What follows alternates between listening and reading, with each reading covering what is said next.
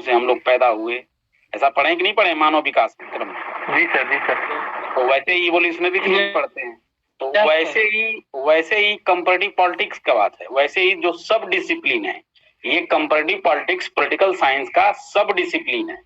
अगर political science एक बड़ा सब्जेक्ट है तो उसका उप सब्जेक्ट है, ये उप विषय है जिसको आप एक पेपर के माध्यम से पढ़ रहे हैं।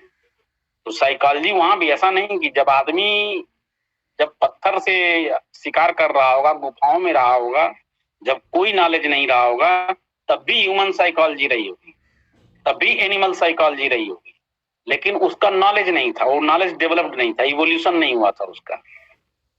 आप कुछ आया समझ में?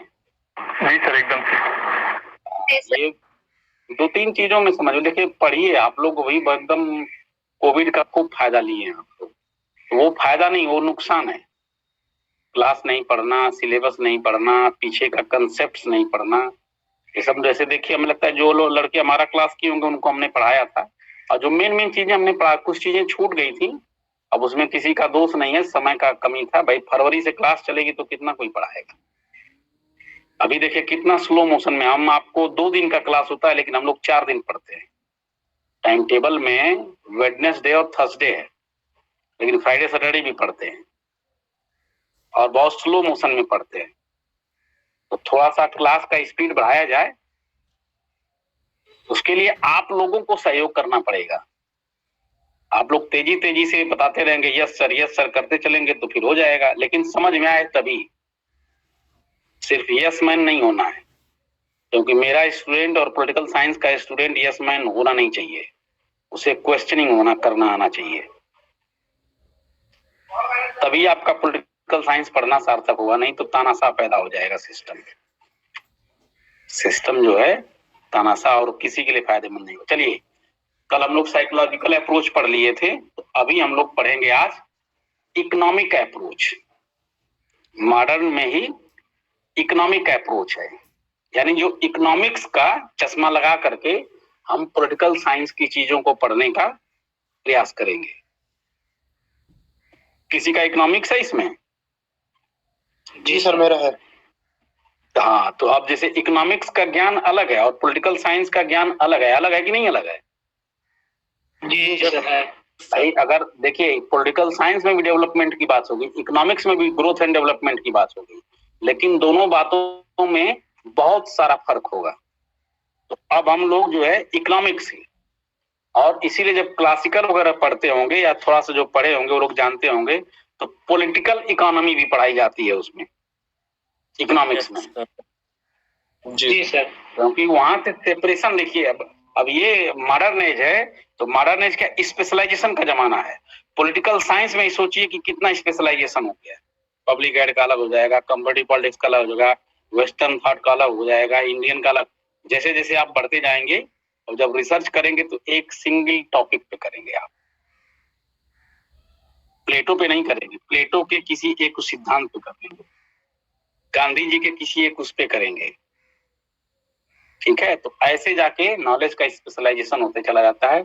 अब हम लोग इकोनॉमिक पर्सपेक्टिव से, इकोनॉमिक्स के चश्मे से, अब जो ग्रीन कलर का चश्मा था उसको उतार दीजिए। अब कौन सा चश्मा? जो सोशियोलॉजी और साइकोलॉजी का चश्मा पहने हुए थे, अब इकोनॉमिक्स का चश्मा लगा लीजिए।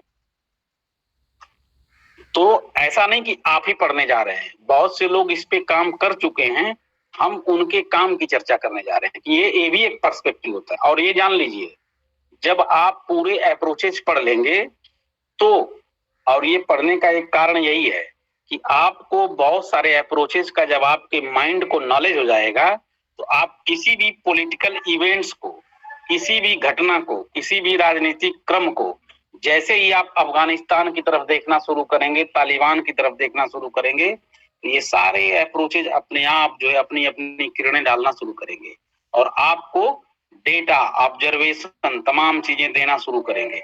और उसके बेस्ड आप जो है कोई ना कोई प्रिंसिपल्स, हाइपोथेसिस, जनरलाइजेशन, ज्ञान की बातें आप करेंगे, लोगों को बताएंगे, लिखेंगे, जवाब देंगे, सवाल होगा, ये सारी चीजें चलती रहे। अब कुछ आया समझ में? ये सारा अप्रोच, ये नहीं कि एक ही अप्रोच काम करेगा। जैसे जब हम लोग सवाल करते हैं तो बस इस पॉइंट को पकड़ के सवाल कर, ऐसा नहीं है। बहुत सारे फैक्टर्स, बहुत सारे अप्रोचेज काम करते हैं। जो हिंदी का ज्ञान होगा वो भी कहीं ना कहीं काम कर रहा होगा। बहुत सारा देखिए, जब लोग पढ़ते रहते कभी कभी तो बहुत सारा हिंदी के दोहे और उस पे बातें होने लगती हैं। ठीक, तो ये अप्रोचेज का काम है, ये आपको पर्सपेक्टिव डेवलप करता है कि, और ये सब आया कहां से, जैसे ये इकोनॉमिक्स से लिया गया इंटरडिसिप्लिनरी अप्रोच, यही इंटरडिसिप्लिनरी अप्रोच है। ये कंसेप्ट कहाँ का है, इकोनॉमिक्स का, उसको लागू कहाँ कर रहे हैं, पॉलिटिकल साइंस में, पॉलिटिकल इवेंट्स में, पॉलिटिक्स में, और कैसे ये स्टेट वगैरह को, कैसे पॉलिटिकल प्रोसेस को, कैसे लिबरलिज्म, सोशलिज्म, कम्युनिज्म है ना ये, तो कैसे इन चीजों को अफेक्ट करता है, कैसे ये लिबरलिज्म बहुत बड़ा आइडियोलॉजी है, और उसमें भी अर्ली, जैसे क्लासिकल है, फिर न्यू लिबर्टेरियन है, न्यू लिबरलिज्म है, और इस समय न्यू लिबरलिज्म चल ही रहा है। ये दौर किसका है, न्यू लिबरलिज्म का। अभी न्यूज पढ़े कि नहीं पढ़े आप, सरकार जो है कुछ चीजें और बेचने जा रही है, नहीं? Yes sir. ये क्या है, न्यू लिबरलिज्म ही तो है। लेट देम फ्री, बट ये भारत है, डोंट लेट देम फ्री, नहीं तो खून पी जाएंगे सब आम जनता का। तो आप जब पॉलिटिकल साइंस पढ़ रहे हैं तो यही सवाल आपको उठाना है, ठीक है, यही सवाल आपको उठाना है। तो कैसे आप प्राइवेटाइजेशन, ब्लाइंड प्राइवेटाइजेशन मत करिए। We are developing country, we are not American society, we are not western society. Sir लोग इसका विरोध क्यों नहीं कर रहे हैं? लोग मर गए हैं तो हम लोग क्या करें? क्यों नहीं कर रहे हैं? करने वाले तो बहुत हैं। अब करने वाले कर रहे हैं, किसान बैठा नहीं है, किसान बैठा नहीं, आपकी काफी लोगों को पता है नहीं चल करने वाले को तेज करो। किसान का इशू तो अलग है सर, प्राइवेटाइजेशन में गलत। अच्छा, वो इशू अलग है, किसान हाँ कर लो। आप दिव्यांशु जी, ये पहले बताइए आपका इंटर किस साइड से है? सर साइंस से है। हाँ, इसीलिए आप ऐसा बात कर रहे हैं। लेकिन अब आप आर्ट साइंस पढ़ रहे हैं तो कोई वाक्य भाषा बोलने से पहले सोचा कीजिए, किसानों का इशू प्राइवेटाइजेशन से कैसे अलग है, जरा बता दीजिए हमको। अब यही समझ नहीं हो पा रही लोगों को ना। देखिए, आप पॉलिटिकल साइंस पढ़ रहे हैं, कॉन्स्टिट्यूशन पढ़े, और BA1 में आप बहुत सारा कुछ पढ़ चुके हैं, लेकिन हमें लगता है कि आपने उस ज्ञान को, उस पुस्तक को खंगाला नहीं फिर दोबारा, या उसे अप्लाई करने का। देखिए, मैं बार बार अप्लाई कराने का प्रयास करता हूं। मैंने अभी अफगानिस्तान का नाम लिया, यहाँ कहीं कोई जरूरत नहीं अफगानिस्तान की, लेकिन ये आप अप्लाई करिए जो अप्रोचेज पढ़ रहे हैं। कैसे प्राइवेटाइजेशन का मुद्दा, जो बड़े बड़े गोदाम किसके बने हैं, अमेरिकन गवर्नमेंट के। बिजली विभाग, दिव्यांशु जी बताइए, जो बड़े बड़े गोदाम बने हैं जिनका विरोध हो रहा है, इसमें देखिए शांत नहीं होना चाहिए। क्लास में बोलिए, गलत बोलिए, सही बोलिए, सभी आप लोग बच्चे हैं, तो ऐसे बोलते बोलते बोलेंगे और उसमें करेक्शन भी होगा। प्राइवेटाइजेशन का ही इशू है, कॉन्ट्रैक्ट फार्मिंग प्राइवेट कंपनी ही कराएगी आपसे। जी सर। मॉडर्न हिस्ट्री पढ़े हैं? देखिए, बहुत सारा ज्ञान चाहिए मॉडर्न हिस्ट्री, जैसे नील विद्रोह पढ़े हैं? नील विद्रोह क्या है, कहीं उससे लिंक नहीं हो रहा है किसान के आंदोलन से? लिंकअप करिए, यही काम तो आपका है, यही काम इंडिविजुअल्स का है। लेकिन भारत का इंडिविजुअल्स नहीं पढ़ता है, दोष देना शुरू कर देता है, सरकार ने ये किया, सरकार ने वो नहीं किया, सरकार हमको ये नहीं देती है, सरकार हमको घी नहीं देती है पीने के लिए, सरकार हमको जो है मर्सिडीज गाड़ी नहीं देती है। तो वहीं वो लिबरलिज्म फिर आता है, बोलता है no, it's not my work. Sir privatization गलत कैसे है सर? मैंने ये कहा कि गलत है यार, मैंने ये कहा कि गलत है? कोई बच्चा बताए मैंने कहा कि गलत है? नहीं सर, कुछ जगहों पे गलत है, सही भी कैसे है ये भी बताइए। ये अप्रोच होना चाहिए, ये अप्रोच देखिए। परिस्थिति ब्लाइंड प्राइवेटाइजेशन गलत है, और एक समय आएगा, जैसे क्या अमेरिका में शुरू से ही प्राइवेटाइजेशन था? नहीं सर। किन्स, जो बच्चा इकोनॉमिक्स पढ़ा है, किन्स पढ़ा, इकोनॉमिक्स वाला कौन बच्चा था? जी सर। अच्छा, कीन्स का थियरी वगैरह पढ़े हैं अभी कि नहीं? अभी नहीं सर अभी चल रहा अभी है। नहीं सर। जिसमें वो कहता है कि गड्ढा खोदो। जब 1929 और 30 के दशक में 1930 वर्ल्ड लेवल पे डिप्रेशन आता है इकोनॉमी में, तो कहता है to dig the well and to fill the well, यानी गवर्नमेंट को इन्वेस्ट करना चाहिए कि गड्ढे खोदो, गड्ढे भरो। क्या मतलब? पब्लिक इन्वेस्टमेंट करो। कहाँ भाग गया वो लड़का? दिव्यांशु कुमार यही हूँ सर। चला गया क्या? नहीं सर। तो ये जो चीजें हैं, ये कहीं ना कहीं देखिए ये इकोनॉमिक्स है। और ये जो आप कह रहे हैं कि प्राइवेटाइजेशन, तो वहां भी वो चीजें हैं। और अभी जो आपके यहाँ एक पनगड़िया आए थे 2014 में सरकार बनी थी, तो यस सर। आए थे ना बहुत जोर शोर से। जी सर। हेलो, अरे नाम सुना है कि नहीं सुना इनका? जी सर। सुना लग रहा है, बस मैटर नहीं मालूम। ये आए थे नाम और सुने। खूब प्राइवेटाइजेशन, खूब लिबरलाइजेशन, इन चीजों का सपोर्ट कर रहे थे। और भागे क्यों? सुन के आपको हंसी आएगी। वहां उनकी नौकरी खतरे में पड़ गई तो जाके ज्वाइन कर लिए। क्यों कर लिए?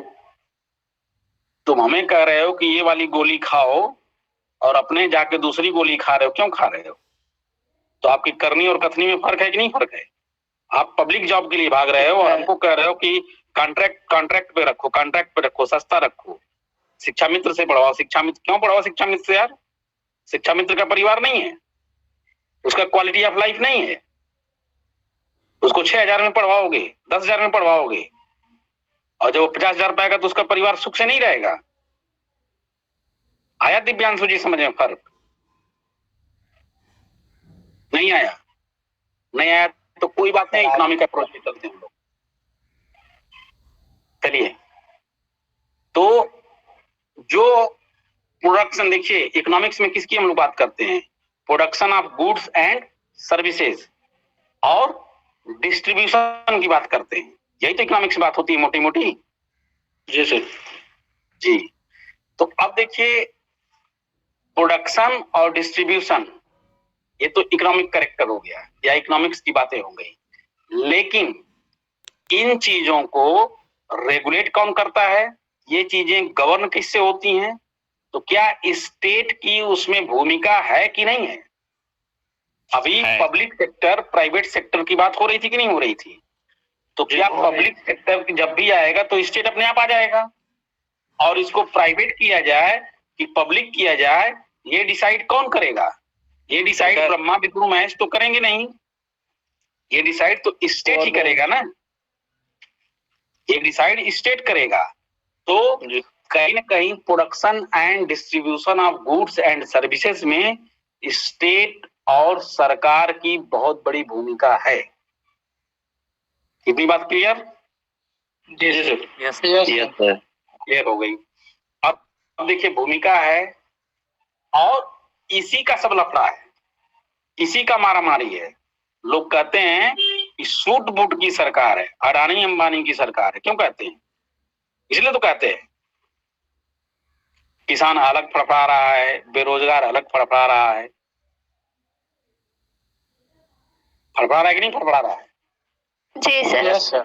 Yes sir. अच्छा, और जब ये स्टेट ये सारा काम करता है, जैसे और भी थोड़ा सा इसको स्टेट की बात करें, स्टेट और गवर्नमेंट के रोल पे बात करते हैं। वो देखिए टैक्स लगाता है, टैक्स लगाता है ना, टैक्स में छूट भी देता है, टैक्स में छूट भी देता है, सब्सिडी देता है।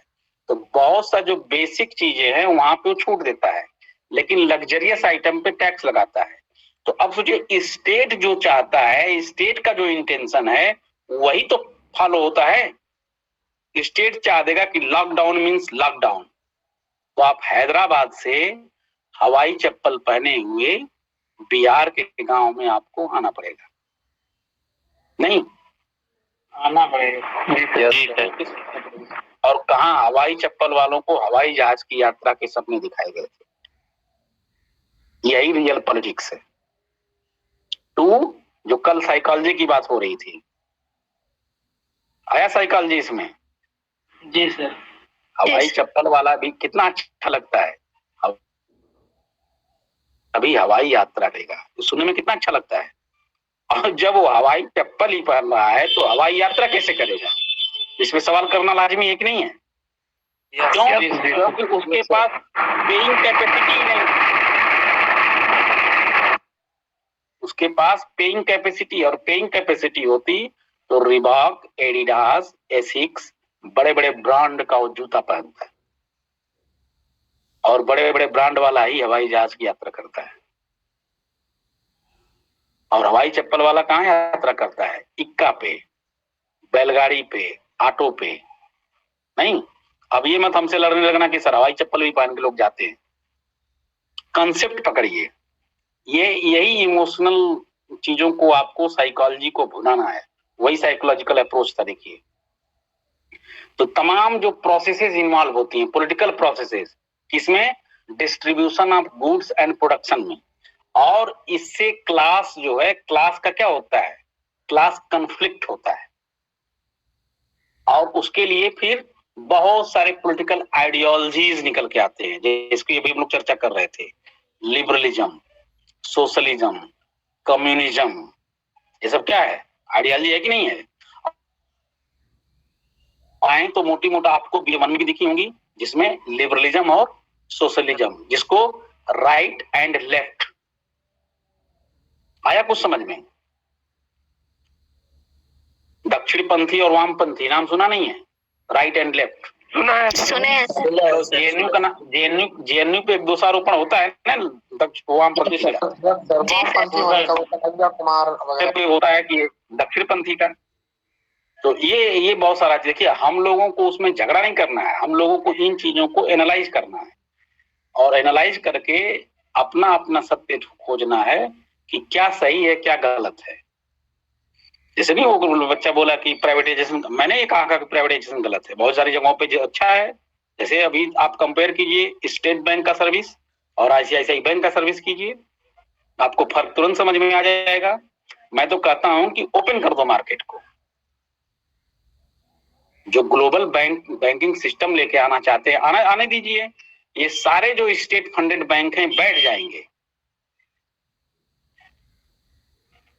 मैं ऐसा बहुत सारा कंडीशंस देखता हूँ, या आप भी देखेंगे 2-4-5 साल बाद जब बड़े हो जाएंगे तो, कि बहुत से लोग बहुत ज्यादा इंटरेस्ट देते हैं लेकिन प्राइवेट बैंक से जाके फाइनेंस कराते हैं, क्योंकि सरकारी बैंक इतना दौड़ा देता है, इतना दौड़ा देता। अब पता नहीं कैसे विजय माल्या और नीरव मोदी ऐसे टाइप के लोगों को 5-5, 10-10 हजार करोड़ रुपया दे देता है। पता नहीं कैसे दे देता, भगवान जाने। आप 5 लाख रुपया लेने जाइए, आपकी नानी याद आ जाएगी पेपर देते देते। सर और जब तक, लेकिन सर वो बड़े व्यापारियों को तो आराम से दे देते हैं। जब तक उसको कुछ खिलाएंगे नहीं, दे देते सर देते हैं, उसमें भी अपना परसेंट काट ले। उसका एक्स्ट्रा इनफॉर्मल बैकग्राउंड है। चलिए वो सब बातें बात की हैं। अब आते हैं यहाँ पे। तो स्टेट देखिए क्या करता है।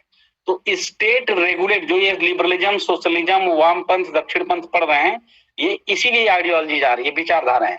क्यों? क्योंकि ये स्टेट के नेचर को, स्टेट के फंक्शनिंग को कहीं ना कहीं इन्फ्लुएंस करता है, और स्टेट फिर रेगुलेट करता है किसको? आपके इकोनॉमिक एक्टिविटीज को, इकोनॉमिक मैटर्स को। जैसे ये सरकार आई तो पहले ही गोदाम बन गए। क्यों बन गए भाई? एक्ट तो बाद में आया। तो सरकार की साफ मंशा है कि नहीं है? Yes sir. क्या सरकार मीन्स स्टेट, क्योंकि सरकार किसका एलिमेंट है? स्टेट का। अब देखिए B1 का नॉलेज है, अब हम एलिमेंट नहीं पढ़ाने जाएंगे, तो आप पढ़ लिए हैं। तो सरकार की मंशा ये है कि प्राइवेटाइजेशन हो, और उसको BA थर्ड ईयर वगैरह में पढ़ेंगे, पब्लिक एड वगैरह में, NPA, NPM, new public administration, new public management, ये बहुत सारा चीज जब पढ़ेंगे तो इसको कोई नहीं सकता। मैं BA थर्ड ईयर में पढ़ाना का, तो कोई NPA, NPM पढ़ लिए, अब तुम प्राइवेटाइजेशन को रोक नहीं सकते। It's global compulsion in the era of globalization. World level की तमाम संस्थाएं हैं, वर्ल्ड बैंक है, IMF है, WTO है, UNO तक है। और क्यों है? क्यों? क्योंकि जो डेवलप्ड कंट्रीज हैं, जब आप मार्केट और इकोनॉमी खोलेंगे तभी तो उनका प्रोडक्ट लेंगे। अब आ जाइए हिस्ट्री में, हिस्टोरिकल एनालिसिस पढ़े थे ना ट्रेडिशनल अप्रोच में, नहीं पढ़े थे? अब इसी कंसेप्ट को आ जाइए कि जब ब्रिटिश की ईस्ट इंडिया कंपनी आई थी तो अपना प्रोडक्ट कैसे बेचती थी, और आपको क्या बना लिया था? कच्चे माल का स्रोत, और फिनिश्ड गुड को यहाँ बेचना। तो चीज तो वही है, कंसेप्ट बदल गया है। ग्लोबलाइजेशन, आपको लड्डू खिलाया जा रहा है, ग्लोबलाइजेशन खाओ, लोग ग्लोबलाइजेशन खाओ। और जब उनका हित टकराता है डेवलप्ड कंट्रीज का, तो क्या करते हैं? अमेरिकन आ जाएंगे, Trump, America is for American. ये सुना कि नहीं सुना इलेक्शन में? सर हाल ही में बोल चुनाव के दौरान अमेरिकन फर्स्ट। अमेरिकन फर्स्ट का क्या मतलब? यही तो मतलब हुआ ना कि हम तुम्हारा नहीं लेंगे, अमेरिका का प्रोडक्ट लेंगे। तो ये जो बहुत सारा चीज आप पढ़ते हैं, बहुत सारा चीज इस्तेमाल करते हैं। चलिए फिर देखिए, जो स्टेट रेगुलेट करेगा तो बहुत सारे थिंकर्स है, जैसे मिल, जेएस मिल भी पढ़े होंगे, पढ़े कि नहीं पढ़े हैं? जी सर, ठीक सर। लिबरलिज्म वगैरह पढ़े होंगे। अभी जेएस मिल आपके सिलेबस में भी होगा, उसमें वेस्टर्न पॉलिटिकल थॉट में होगा। ये सब सारे थिंकर्स कायदे से पढ़िए, बहुत अच्छे अच्छे थिंकर्स हैं। फिर मिशेल हैं, शुम्पीटर हैं, फ्राइडमैन हैं, और सबसे जो इंपॉर्टेंट हैं कार्ल मार्क्स हैं, एंजेल है उनका साथी। तो कार्ल मार्क्स का सबने सुना होगा नाम, और सब उनकी थियरी वगैरह को जानते होंगे कि वो सोशलिज्म और समाजवादी या लेफ्टिस्ट विंग के सपोर्टर हैं, लेफ्टिस्ट आइडियोलॉजी के सपोर्टर हैं कि नहीं है? कार्ल मार्क्स का तो सुना होगा। तो अब कार्ल मार्क्स तो बात सोशलिज्म की करते हैं, बात कम्युनिज्म की करते हैं, लेकिन किसके ऊपर लाते हैं? फिर स्टेट के ऊपर ला रहे हैं कि जो ये कन्फ्लिक्ट है, जो दो क्लास है, हैव्स एंड हैव्स नॉट भी पढ़े होगे तुम लोग। यस सर, हैव्स और हैव्स नॉट पढ़े हो BA1 में, ओरिजिन ऑफ स्टेट के सेंस में ही, या मार्क्सियन क्या उसके नेचर के बारे में कहता है स्टेट को, तो सब पढ़े होंगे। तो अब ये हैव्स और हैव्स नॉट की लड़ाई किस चीज की है? Means of production. Means of production मतलब क्या है? इंडस्ट्री और फैक्ट्री। तो यहाँ भी देखिए, इसी को अब किसानों से जोड़िए तो मीन्स ऑफ प्रोडक्शन पे कब्जा। मीन्स ऑफ प्रोडक्शन क्या है? लैंड। लैंड ही तो प्रोड्यूस कर रहा है, और क्या है? और लैंड का ही तो हो रहा है, चाहे किसी रूप में हो रहा हो। लैंड किसका हो जाएगा? लैंड अडानी अंबानी का हो जाएगा। एक स्टाम्प पेपर पर लिख दोगे कि 10 साल हम नील की खेती करेंगे। तो वहां थे अंग्रेज व्यापारी, और यहाँ कौन व्यापारी हो जाएंगे? अडानी व्यापारी। अडानी व्यापारी। और कितना आपको झुंझुना पकड़ाया जा रहा है कि SDM साहब की कोर्ट में आपका फैसला हो जाएगा। लेखपाल तुम्हारी सुनता है कि नहीं? सुनता है तुम्हारी बात? नहीं सुनते सर, नहीं सुनते सर। अब सोच लो, तो SDM कैसे सुनेगा उस गरीब किसान का? उस मैले कुचैले कपड़ा पहने हुए जाएगा, उसके धोती के उसमें जो है 10 रुपया नहीं रहता है, क्या सुनेगा उसका? यही एक्सप्लॉइटेशन है, और यही कार्ल मार्क्स वगैरह करते हैं चर्चा। अभी कार्ल मार्क्स वगैरह भी पढ़ोगे, सिलेबस में होगा तुम्हारे में, लग रहा है BA में ये सब कुछ है, होगा, जरूर होगा। ये सब जब पढ़ोगे तो यही देखिए। अब ये जो थिंकर्स हैं, ये जो आते हैं, यही लोग इकोनॉमिक अप्रोच के लेकर आते हैं, और बहुत सारा लिटरेचर वगैरह, बहुत सारा वो लिखते हैं, साहित्य, पॉलिटिकल लिटरेचर, इस पे पॉलिटिकल इकोनॉमी पे, और जो रेलिवेंट भी बहुत सारा चीज उसमें है। अब जैसे कार्ल मार्क्स का ले लीजिए, उसने पॉलिटिकल थियरी दिया कि जो मोड ऑफ प्रोडक्शन है, जो मटेरियल मींस ऑफ प्रोडक्शन है, तो इस पे क्या है? इस पे जो सोसाइटी का कब्जा होना चाहिए, जो वीकर सेक्शन है, जो सर्वहारा वर्ग है। क्या हो गया सब लोगों? क्या मैसेज करते रहते हो तुम लोग भाई? बोला करो, जैसे माइक में वो डिस्टरबेंस होता है, मैसेज देख हम पढ़ ही नहीं पाते, तब तक गायब हो जाता है। तो जो मोड ऑफ प्रोडक्शन है, जो मटेरियल मींस ऑफ एग्जिस्टेंस है, क्यों? क्योंकि जो देखिए, आप जब भी इस धरती पे जब तक जिंदा रहेंगे, आप कोई ना कोई मटेरियल, जैसे कपड़ा, रोटी, कपड़ा और मकान, ये तो बेसिक नीड है ना, है कि नहीं है? और Yes, sir. बहुत से लोगों को तो रोटी कपड़ा हो पाता है, मकान भी नहीं हो पाता, और बहुत से लोगों को रोटी तक हो जाती है, वही बहुत बड़ी बात है, कपड़े भी अच्छे से नहीं हो पाते हैं। वो इनका उनका मांग मांग के कैसे कैसे लोग काम चले, ये देखते होंगे आप, जो है कहीं कार्ल मार्क्स कहीं और नहीं लिखता है, यही सब प्राइवेटाइजेशन का इसी सबसे बड़ा सोसाइटी को देख के लिखता है। वो क्यों मेरे, हाँ बताइए क्या चीज, नहीं सर, बोलिए बोलिए अपना। प्राइवेटाइजेशन का यही सबसे बड़ा मुद्दा है सर, गरीब गरीब रह जा रहा है की वजह से। वो गैप बढ़ रहा है, बढ़ेगा ही भाई। देखिए बड़ा बड़ा जब पूंजीपति, मैं तो BA1 के बच्चों से कहता था कि एक फासिज्म आइडियोलॉजी है, और आपकी किताब में जरूर होगा, मेरी बुक में तो जो जिससे मैं पढ़ा था उस किताब में था, तो आप कभी फासिज्म पढ़िएगा। फासिज्म मैंने अपने बच्चों से कहा था कि सिलेबस में नहीं था, लेकिन मैंने ये कहा कि एक बार फासिज्म नाजिज्म का आइडियोलॉजी पढ़ना, वो आइडियोलॉजी क्या कहती है, किस ढंग से काम करने का कहती है।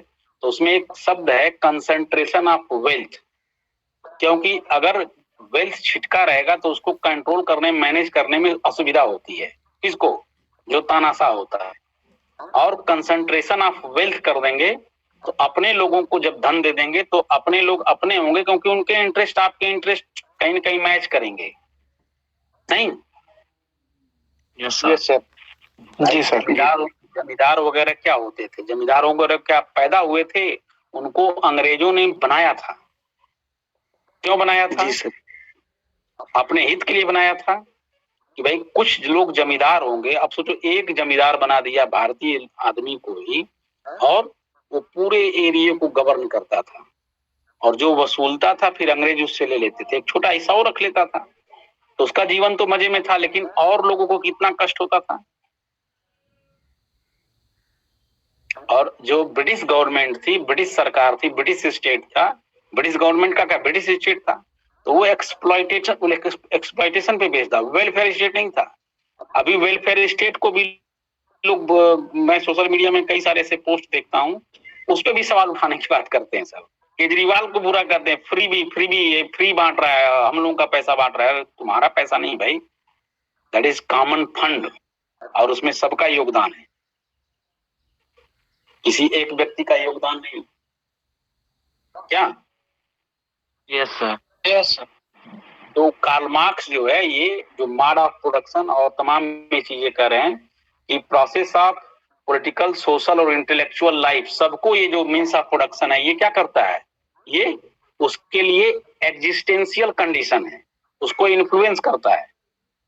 अब एंजल जो है वो क्या करता है, वो कह रहा है कि ultimate cause of all social changes and political revolutions, जो भी राजनीतिक क्रांति और सामाजिक परिवर्तन आता है, are to be sought not in the minds of men, तो मेन के माइंड्स में नहीं है, but in the changes of mode of production and exchange. तो जो मोड ऑफ प्रोडक्शन है और उसका जो रिलेशन है, जैसे कार्ल मार्क्स कहता होगा, कार्ल मार्क्स को याद करिए, तो कहता है कि पहले स्लेव एंड मास्टर, उसके पहले भी था, क्या था, उसके पहले प्रिमिटिव कम्युनिज्म था, मतलब जो शुरू का जो कम्युनिज्म, समाजवाद, वहां भी था। आप याद करिए, सोसाइटी को 4-5 लेवल पे बांटता है वो। फिर क्या कहता है कि मास्टर और स्लेव आता है। फिर क्या कहता है, जब एग्रीकल्चर का थोड़ा डेवलपमेंट हो जाता है, जब स्लेव अपना श्रम वरम लगा के सब बना देता है, तो फिर सर्फ एंड सर्फडम, तो जमींदार और वो आता है, फ्यूडलिज्म। वहां की सोसाइटी का अध्ययन करता है, भारत की सोसाइटी का अध्ययन नहीं करता है, लेकिन यहाँ का जमींदार फ्यूडलिस्टिक, वो आप जोड़ेंगे तो जुड़ जाएगा सब। तो एग्रीकल्चर आता है, फिर कैपिटलिज्म आता है, इसके बाद सोशलिज्म, फिर कम्युनिज्म आता है। यही तो कार्ल मार्क्स 4-5 चीजों में बांट के करता है। तो यहाँ हो क्या रहा है, अब देखिए, जो प्रिमिटिव कम्युनिज्म था, वहां पे सब लोग अपना अपना नेचर से ले लेते थे। जंगल में गया, 5 सेब खाना है, 5 सेब तोड़ लिया, लो भाई 1-1 सेब खा लो। चलो अच्छा, खरगोश भी खाना है, खरगोश चलो मारते हैं फिर मिलके। ये तो प्रिमिटिव कम्युनिज्म में रहा होगा। हेलो जी सर, सुन रहे हैं हम लोग। यही चीज तो रही होगी। जैसे पाषाण काल में चले जाइए तो मिलके शिकार नहीं करते थे सब, यही तो कम्युनिज्म था, कोऑपरेट करके काम करना, ये सारी चीजें थी। अब जब स्लेव, अच्छा उसी में कुछ होशियार पैदा हुए होंगे, मजबूत रहेंगे बुद्धि से भी, बल से भी, तो कहेंगे रुको, ये तो इसको स्लेव बनाओ, तेरी ऐसी की तैसी। लाओ, अफ्रीकन कंटिनेंट में फिर चले गए सब। ये तो हम पाषाण काल की बात कर रहे हैं। अब सोचो अफ्रीकन कंट्री में कहां चले गए, ब्रिटेन से चले आए सब। अच्छा, और गन्ना कहाँ पैदा करना, अमेरिका में पैदा करना है। उठाओ इनको, उठाओ उठाओ उठाओ, इनको कब्जा करो। और जानवरों की तरह लेके चले आए, वही वहां ब्लैक हैं नहीं। और भारत से भी ले गए, बहुत सारे कॉलोनीज मिले गए। तो सोचो मास्टर स्लेव आया, चलो ठीक है। फिर जमींदारी व्यवस्था आ गई। फिर तब तक मिडिल क्लास या जो इनकम बढ़ा जो है, जमींदारों का एग्रीकल्चर बेस्ड था ना सोसाइटी, तो बहुत सारा प्रोसेस हुआ। तो जब ये चीजें आई, जब इंडस्ट्रियल रिवोल्यूशन हुआ, तब हम पैसा वैसा बढ़ा। इन लोगों ने कहा कि अरे सारा पावर तो जमींदारों के हाथ में, अब धनी हम लोग हैं, ऐसे कैसे होगा। तो फिर कैपिटलिस्टिक समाज बना। जो इकोनॉमिकली पावरफुल होगा वो वही को कहता है, जिसके पास सब कुछ है। अब आप इतना क्लास कर रहे हैं, रगड़ रगड़ के 18 घंटे 12 घंटे पढ़ेंगे, क्यों पढ़ेंगे। अगर आपका जन्म अडानी अंबानी के घर में हुआ होगा तो आप पढ़ेंगे नहीं, पढ़ने में पेन नहीं होता है। आप कहीं जाके फॉरेन से MBA की डिग्री कर लेंगे, नहीं यहाँ तो नेपाल में 4-5 फैक्ट्री बना लेंगे, और कहीं और बना लेंगे, लंदन में भी बना लेंगे। विजय माल्या यहाँ से गया, वहां जाके शिफ्ट हो गया, सारा धन संपत्ति स्टेट बैंक का लेके चला गया। और भारत इतना निराला देश है कि 5 महीने बाद सब भूल जाते हैं, सब 5 साल बाद भूल ही जाते हैं, इलेक्शन आते आते। नहीं, अभी विजय माल्या का कोई नाम हो रहा है, कोई चर्चा हो रहा है? ये देखिए, ये वो एंजल क्या कह रहा है कि कहीं कुछ नहीं हो रहा है। जो सोशल चेंजेज और पॉलिटिकल रिवॉल्यूशन आते हैं, कहाँ पे आते हैं, जो मोड ऑफ प्रोडक्शन है। कार्ल मार्क्स भी वही कहता है कि जब मोड ऑफ प्रोडक्शन में, जब देखिए स्लेव मास्टर में चेंज आया तो क्या आया, सर्वडम आ गया, फ्यूडलिज्म आ गया, जमींदार और किसानों का रिश्ता आया। तो जब मोड ऑफ प्रोडक्शन हुआ तो चेंजेस भी आया ना, सोशल चेंज हुआ। फिर जब कैपिटलिज्म आ गया तो वो चेंज हुआ। फिर वो कह रहा है कि सोशलिज्म होगा तो फिर रसिया वाला चेंज, चाइना वाला चेंज होगा, सोशलिस्टिक सोसाइटी होगी, और स्टेटलेस सोसाइटी हो जाएगी, कम्युनिज्म आ जाएगा तो फिर राम राज्य की तरह होगा, सारा सर्वहारा वर्ग, सब लोग बराबर हो गए, क्लासलेस सोसाइटी हो जाएगी, स्टेटलेस सोसाइटी हो जाएगी। तो ये कहीं ना कहीं जो मोड ऑफ प्रोडक्शन और इन चीजों में बात हो रही है, जो कार्ल मार्क्स से सब, तो ये क्या है, ये इकोनॉमिक्स का ही तो अप्रोच है। क्योंकि वो इकोनॉमिक्स की तो प्रोडक्शन की बात कर रहे हैं ना, और उस प्रोडक्शन के through social changes, political revolution सब की बात कर रहे हैं। यही इकोनॉमिक अप्रोच है। अब कुछ आ गया समझ में? जी सर। Yes sir. अब आ गया होगा, बहुत तो नहीं था ये, थोड़ा बहुत ज्यादा नहीं, लेकिन जब इसको आप पढ़ेंगे, मेन आप पढ़िएगा सिस्टम अप्रोच, जो स्ट्रक्चरल फंक्शनल है।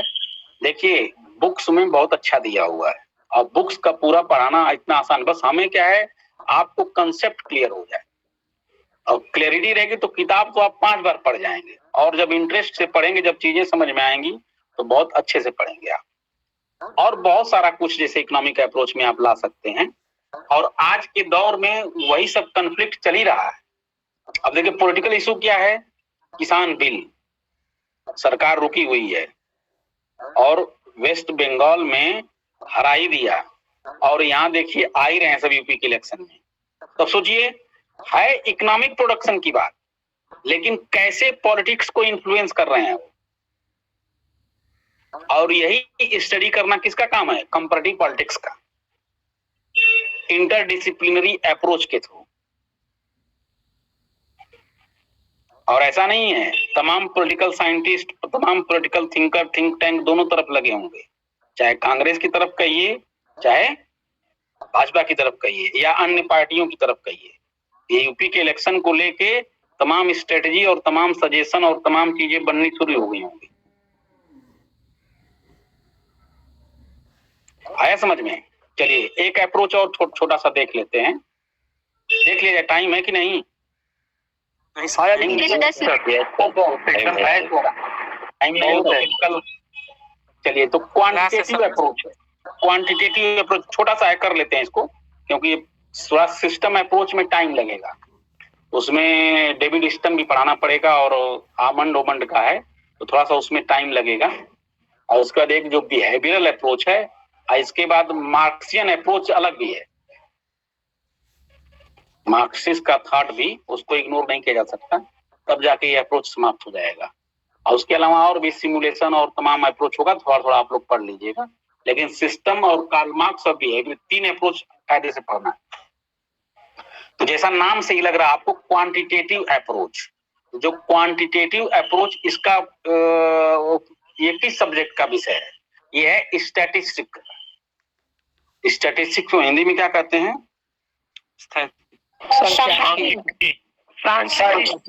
सांख्यिकी। हाँ, ये अप्रोच, अब देखिए कोई लड़का मैसेज किया है, ये अप्रोच ओपी गाबा में है कि नहीं है, तो इसके लिए आप गाइड रख लीजिए। गाइड में सब कुछ दिया हुआ है, गाइड को पढ़ते रहिए। अरे भाई, है कि नहीं है, तुम समझे कि नहीं, ये बताओ। नहीं सर, ये क्वांटिटेटिव के बारे में शायद पूछ रही हैं। क्वांटिटेटिव नहीं है। वो तुम्हारी बात सही है कि है नहीं है, लेकिन इसको समझ तो जाओ। इसमें कोई ऐसा कहाँ है नहीं है। इसीलिए देखिए, मैं बार बार कहता हूं, मैं कभी बुक नहीं बताता आप लोगों को जल्दी, कि आप लोग थोड़ा आप भी रिसर्च करिए, बुक के बारे में रिसर्च करिए जाके यूनिवर्सिटी रोड पे। घर पे बैठे बैठे सब नहीं होगा। तो सर प्रॉब्लम यही है कि घर पे ही है हम लोग ना। प्रॉब्लम है, अब उस प्रॉब्लम को थोड़ा दूर कीजिए और थोड़ा इलाहाबाद आइए दम बना के। देखिए, आप कमरे में रहेंगे, नहीं बीमारी होगी, ये गारंटी। हम लोग भी कमरे से जल्दी निकलते नहीं, एक बस यूनिवर्सिटी जाते हैं, वो भी जाते हैं और चले आते हैं, और बहुत सारा चीजों का ध्यान रखते हैं। जेसी जौहरी में भी दिया हुआ है, ओपी पुखराज जैन भी बता रहा है। तो ऐसा नहीं, कई जगह कई किताबें आप पढ़ेंगे तो बहुत सारा होगा। अभी लाइब्रेरी वगैरह भी नहीं खुली है, इसमें आप लोगों की गलती नहीं है, एक कोविड इफेक्ट की वजह से। नहीं तो फिर लाइब्रेरी में जाके वो चीजें आप लोग फोटोकॉपी करा लेते, 10 पेज 15 पेज जितना होता। चलिए, तो जो स्टैटिकल, अच्छा, जब देखिए रिसर्च वगैरह होगा तो वहाँ डेटा वगैरह जरूर आते हैं। बिना डेटा के कोई रिसर्च होगा ही नहीं। जब रिसर्च करेंगे तो डेटा इकट्ठा होगा ही होगा, चाहे वो नेचुरल साइंस में करिए, चाहे सोशल साइंस में करिए, चाहे कहीं भी रिसर्च करिए। तो वही वो कह रहा है कि ये जो न्यूमेरिकल क्वांटिटेटिव अप्रोच, इसका नाम ही नहीं क्वांटिटेटिव। क्वांटिटेटिव की हिंदी क्या होगी? संख्यात्मक, मात्रात्मक। वेरी गुड, ये शब्द एग्जैक्ट है, मात्रात्मक। और ये सांख्यिकी का अप्रोच है। अब सोचिए, वो इंटरडिसिप्लिनरी अप्रोच ये भी है कि सांख्यिकी की बहुत सारी चीजें, तो इसमें जो डेटा इकट्ठा होता है, उन डेटा के हिसाब से हम लोग जनरलाइज करते हैं, एक हाइपोथेसिस, एक थियरी, एक प्रिंसिपल बनाते हैं, और उसको उस हाइपोथेसिस, एक परिकल्पना को फिर क्या करते हैं, उसको ऑब्जर्व करते हैं, उसको लागू करते हैं, देखते हैं कि क्या ये डेटा जो आ रहे हैं ये हमारे हाइपोथेसिस को वेरीफाई कर रहे हैं कि नलीफाई कर रहे हैं, मतलब इसको सही बता रहे हैं कि गलत बता रहे हैं। तो फिर उसके हिसाब से तमाम चीजें करते हैं। और जैसे किसी का, जैसे देखिए, लेकिन जो पीछे के जो थिंकर्स थे, जैसे एंशिएंट में चले जाइए, प्लेटो पढ़िए, अरस्तु पढ़िए, तो लोग डेस्क्रिप्टिव और प्रेस्क्रिप्टिव एनालिसिस सिर्फ करते हैं। या तो डिस्क्राइब करते हैं या कोई चीज प्रेस्क्राइब कर देते हैं, ये है तो ये होगा या ऐसा होना चाहिए, इसी सेंस में बात करते हैं लोग ना।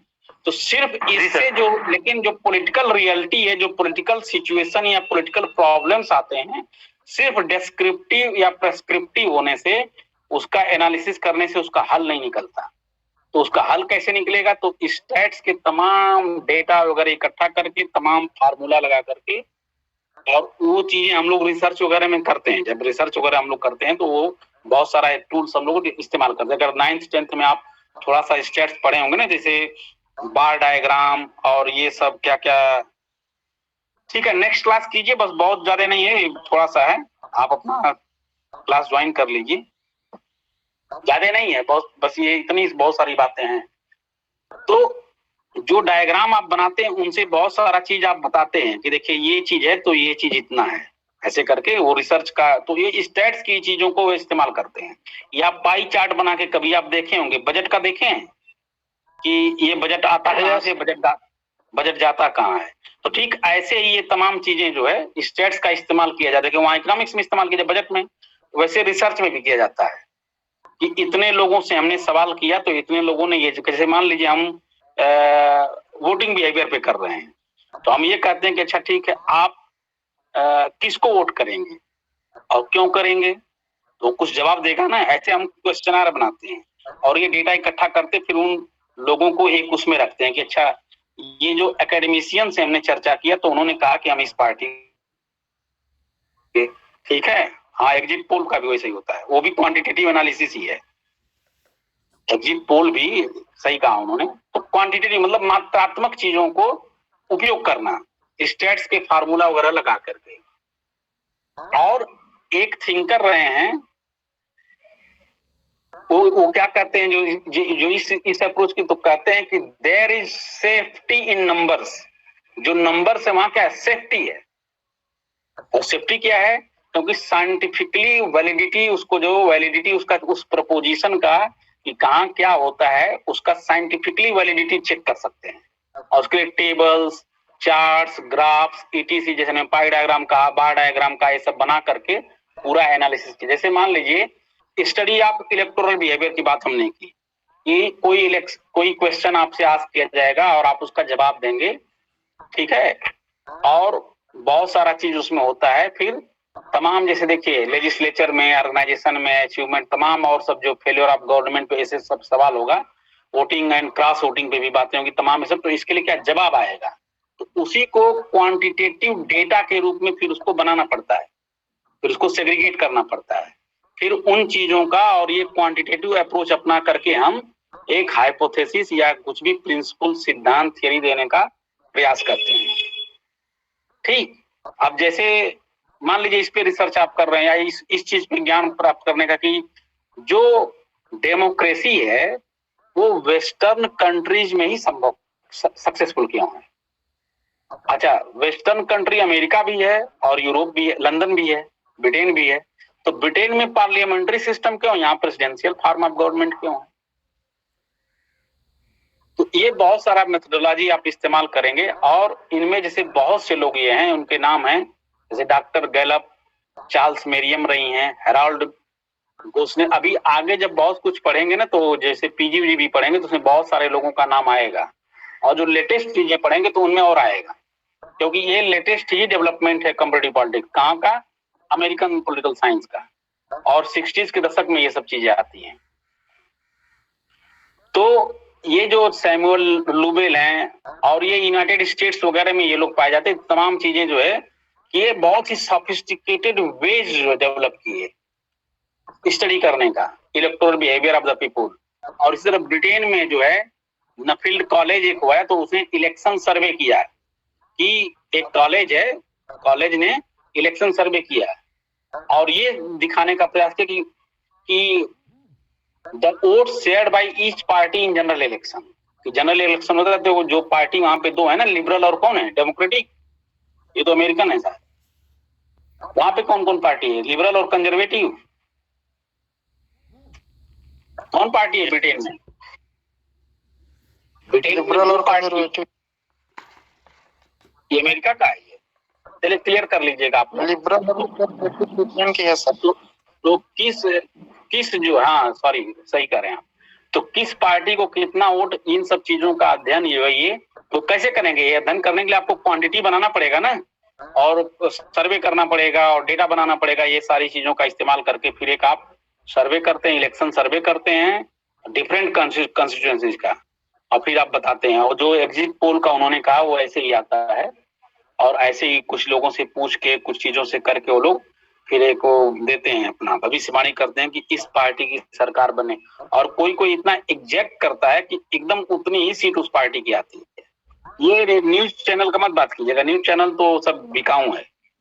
ये जिसको अभी जब पश्चिम बंगाल का एक दीपक चौरसिया करके हैं एंकर, जी सर, इंडिया टीवी, हाँ वो जिसके भी हो, मैं घर पे था सुन रहा था, तो वो काउंटिंग तक अभी 200 की 300 सीट ला रहा था, काउंटिंग तक। तो हम थे पिताजी, तो हमने कहा कि देखिए ये पब्लिक ओपिनियन बनाने का सिस्टम और चीजों का, कि थोड़ा भी मौका मिलेगा तो खेल कर देंगे। और ये अभी तक है कि नहीं इसका, जबकि कितने 272 या कितने पे आगे चल रही थी वो, 172 पे दीदी जो है। तो ये बहुत सारा चीज है। तो जो ये कह रहे हैं कि ये क्या रिक्वायर करेगा, जो क्वांटिटेटिव अप्रोच है, तो it requires habit of exposing in numerical terms every generalization to simple test. जो आप जनरलाइजेशन करेंगे उसका सिंपल टेस्ट करेंगे और उसको न्यूमेरिकल टर्म्स में लाने का प्रयास करेंगे। और बहुत सारे पॉलिटिकल एक्टिविटी पे आप इसको, जैसे इलेक्टोरल बिहेवियर है, किसका कितना वोट बनेगा, किसके कितने सपोर्टर हैं, किस कास्ट के लोग किस पार्टी के सपोर्टर हैं, ये भी एक अध्ययन है इंडियन सोसाइटी में, इंडियन पॉलिटिकल सिस्टम है कि नहीं है? जी सर। सर जात के आधार पर वोट देते हैं? नहीं देते नहीं है, ये बहुत ही बड़ा फैक्टर। देखिए अपनी सोसाइटी में कास्ट बहुत बड़ा फैक्टर है और उससे बहुत सारा इंटरेस्ट आपका जुड़ा हुआ है, शादी कास्ट में करना है और बहुत सारे फायदे हैं उसके।